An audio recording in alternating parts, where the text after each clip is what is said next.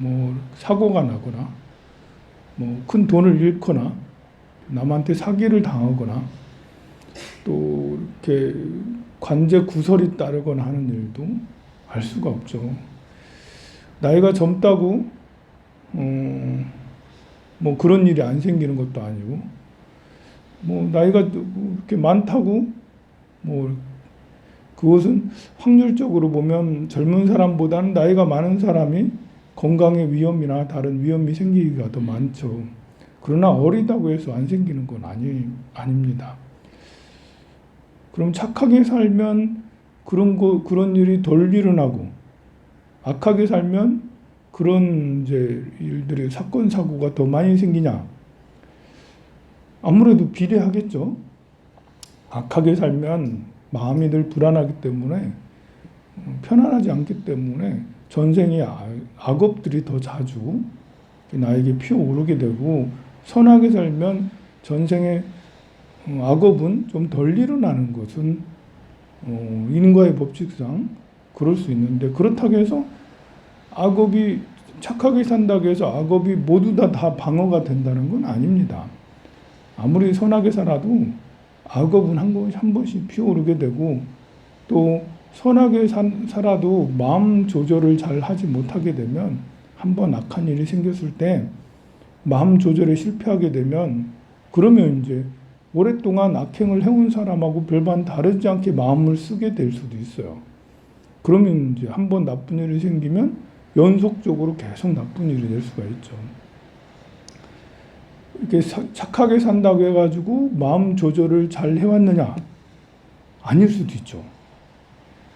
그냥 나한테는 그렇게 험한 일이 안 일어났을 뿐이야.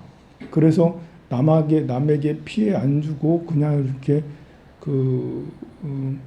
매월 월급 받아가면서 뭐 써가면서 그렇게 살았을 뿐이야. 그렇게 살았으면 나름 착하게 산 거죠. 근데 마음 조절을 능숙하게 잘 해온 거는 아닐 수도 있잖아요. 그런 사람이 굉장히 큰 충격적인 일이 벌어졌을 때는 오히려 마음 조절에 실패해서 그 다음에 마음이 부러지고 계속해서 힘든 일들이 끝없이 이어질 수도 있다는 것이죠. 그래서 착하게 살았는데 왜 나한테 이런 일이 벌어져? 라고 해봐야 아무 소용없는 일이죠. 착하게 살아도 확률상 악하게 산 사람보다 나쁜 일이 덜 일어날 뿐이지 나쁜 일은 항상 일어날 수밖에 없어요. 누구에게나. 건강이 뭐 이렇게 나빠져서 이렇게 암에 걸렸다. 자, 이런 것들도 아무리 건강 관리를 잘해도 암에 걸리게 되는 사람은 걸릴 수 있죠. 그러나 건강 관리를 안 하는 사람이 암에 걸릴 확률이 더 높죠. 술, 담배를 잔뜩 맨날 하는 사람이 암에 걸릴 확률이 더 많아요. 근데 맨날 운동 잘하고 술, 담배도 안 하고 이렇게 몸 관리를 스트레스를 덜 받고 하는 사람이라고 해서 암에 전혀 안 걸릴 수 있다라는 확신은 잘못된 거죠. 아무리 내가 건강 관리를 잘해도 일어날 수도 있는 일이죠. 그와 마찬가지로 어린 나이 10대, 20대 젊은이들은 뭐 살아오면서 나쁜 일을 얼마나 많이 했겠어요. 그렇지만 어린 시절에 요즘에는 어린이들이 당뇨병에 걸리고 어린이들이 암에 걸리고 하는 일들이 정말 많이 생겨요. 시대가 이제 그런 시대라서 그런가 봐요. 환경 오염이 많이 돼 있는 시대라서. 그리고 옛날에는 이제 그런 아이들은 아예 태어나질 못하거나 태어나서 빨리 죽게 되는 경우가 많았어요. 영아 사망률이 굉장히 높았잖아요. 그리고 어린 시절 3살, 5살을 넘어서 이렇게 성장한 아이들은 나름 이제 그 모든 위험을 극복하고 위험에서 벗어나서 그래도 5살 이상까지 사는 거예요. 물론 이제 10살, 20살에도 많이 죽었지만 의학이 발달로 지금은 영아 사망률이 거의 제로에 가까워지게 됐고 그리고 3살, 5살 아프더라도 병원 가면 얼추 다시 살려내고 건강하게 해주고 하는 그런 시대가 됐죠. 그러다 보니까 많이 약한 유전자를 갖고 태어난 아이도 살다 보니까 나중에는 그 아이들이 10대, 20대 병이 드는 그런 경우도 생겨요. 물론 모든 아이들이 그렇다는 건 아니에요. 유전자가 건강한 유전자를 갖고 태어났어도 15살 때 이때만 아팠을 수도 있거든요. 15살 때 암에 걸려가지고 암에 안 걸릴 수도 있었는데 이상하게 암에 걸렸어. 그럼 이 아이는 평생을 몸이 아파가며 살아가야 되냐? 아닐 수 있다라는 거죠. 암에 걸렸지만 몸 관리를 잘 해가지고 그 후에 다시 건강을 되찾고 죽을 때까지 살 수도 있다는 거죠. 어느 노보살님은 70세쯤에 몸이 아파가지고 심장 수술을 받았어요. 다른 사람들이 모두 다 본인도 그렇고 이 사람은 얼마 있으면 죽을 것 같아. 다른 사람 의사들도 이걸 이제 오래 살기 어려울 것 같다라고 다 그러는데 이분은 아직도 살아계셔서 90세가 넘었어요. 아니 심장 수술을 정도 했으면 그리고 연세도 많고 그러면 오래 장수하기 어려울 것 같은데 신기하게도 참 사람 일은 알 수가 없어요. 70세 때 그때만 건강이 한때 나빠질 수도 있었던 것일 수도 있는 거예요. 그것이 10살일 수도 있고 70살일 수도 있고 30살일 수도 있고 어떤 사람은 20년, 30년씩 몸이 안 좋아질 사람도 있겠죠. 타고나기를 몸이 안 좋은 사람도 있어요. 그러나 옛말에 그 부잣집 양반집에 무술을 하는 아이들은 신체가 너무 약해서 무술을 했다라고 그랬거든요. 근데 그런 사람이 나중에 90살, 100살까지 더 오히려 더 건강하게 무술을 지키니까 그런 거는 이제 전생에 내가 약한 몸을 타고났다 하더라도 현생에 노력해서 그렇게 되죠.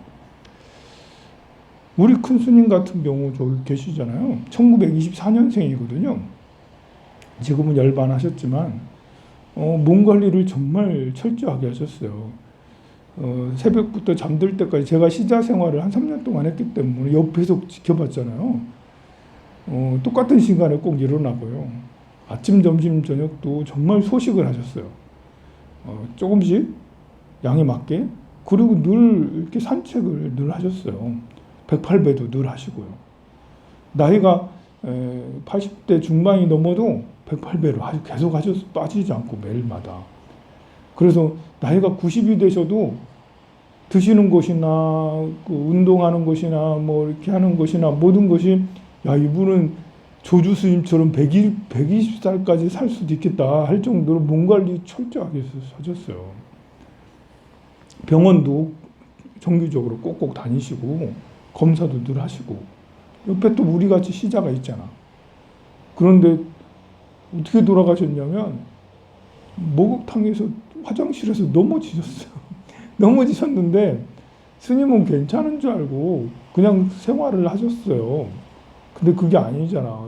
뇌출혈이 돼가지고 그렇게 돼서 돌아가셨어요. 수행을 많이 하신 스님은 비명 행사를 안 할 거다. 우리 큰 스님은 그렇게 돌아가실 줄 몰랐지. 우리 큰 스님은 자탈림망해서 앉아서 돌아가실 줄 알았지. 그 수행을 그렇게 많이 하셨으니. 그런데 뜻밖에도 그런 일이. 아니 수행자도 넘어질 수 있는 거예요. 그죠? 스님께서 자존심이 되게 세셔서 연세가 90이면 지팡이도 좀 짚고 다니셔야 되는데 지팡이를 안 짚고 다니시는 거예요. 아니 지팡이 안 짚고 다닐 수 있으니까 그랬겠죠. 어쨌든. 그런데 한 번씩 이렇게 넘어지셨다 하더라고. 그 전에도.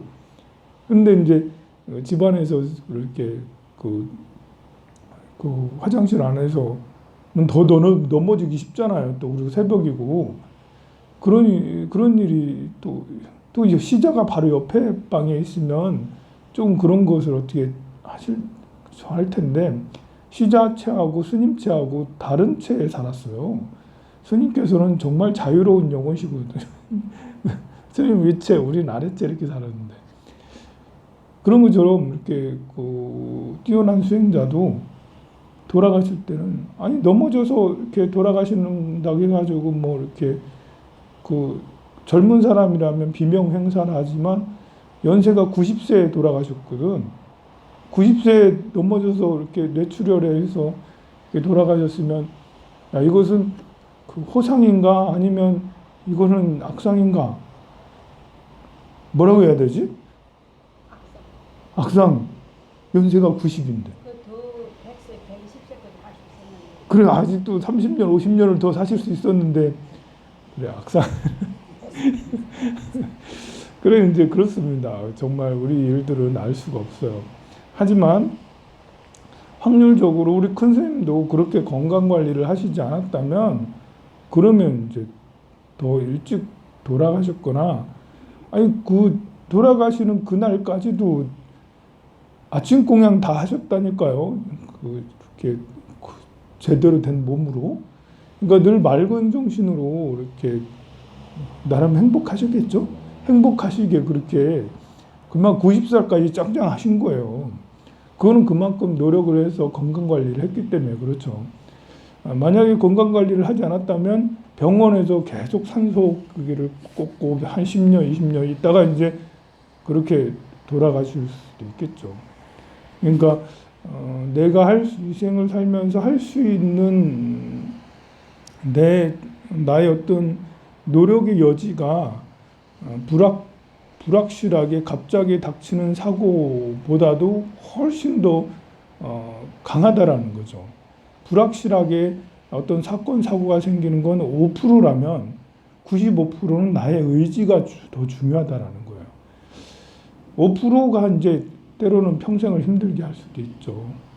우리 이렇게 맨날 기도해주는 지훈이 같은 경우는 간 뭐 이렇게 안 좋아가지고 술도 안 먹었는데 어린아이가 젊은 애가 간이 안 좋아가지고 이식을 해야 된다 할 정도니까. 그러면 이런 경우는 이제 뜻밖의 생기는 5%의 일이잖아. 근데 그걸로 인해 누구는 죽게 되거나 주변에 이제 부모님들은 내가 타고 막 이런 일이 생기게 돼요. 그럼 이런 일이 생기면 수행이고 기도고 이거 다 필요 없는 겁다. 괜히 기도해봐야 뭐 생기는 것도 없고 오히려 나쁜 일 또 생기고 뭐 그렇게 생각할 수도 있겠지만 그거는 이제 나쁜 일 생겼을 때 너무 감정적으로 충격을 받았기 때문에 다른 모든 것까지 나쁘게 보는 우리 이 사고의 오류라고 할 수가 있는 거고, 우리가 이 상태에서 더 나아지려고 노력하는 사건 사고가 생긴 상태에서 이걸 해결이 되든 안 되든 해결하려고 발버둥 치려고 노력할 때 사실 사람은 그나마 희망이 있다라는 거기 때문에 행복할 수가 있어요. 그런데 사건 사고가 생겼을 때 기도해도 소용없고 보시해도 소용없고 봉사해도 다 소용없네 하면서 이렇게 좌절을 하면 그러면 사건 사고 생겨서 힘든데 더 힘들고 더 힘들고 그 나만 힘든 게 아니라 주변의 모든 많은 사람들까지 힘들게 되는 거죠. 희망을 잃지 않고 이 아무리 약한 상황이라도 이렇게 반드시 치유가 될 거야 라고 이렇게 해서 노력을 하면 이루어지든 이루어지지 않든 또 이루어지지 않았을 때 이루어지면 또 부처님한테 감사하고 이루어지지 않았어도 또 그때 또 희망을 가지고 또 뭔가를 노력을 하는 그 때가 되는 거죠. 우리가 지옥에 가서도 희망을 잃지 않으면 지옥에는 잠깐만 갔다가 나오게 되는 거고요. 지옥에 가서 절망을 하면 지옥에 생생토록 살게 되는 거예요. 그 원리를 잘 이해했으면 좋겠습니다. 선불하세요.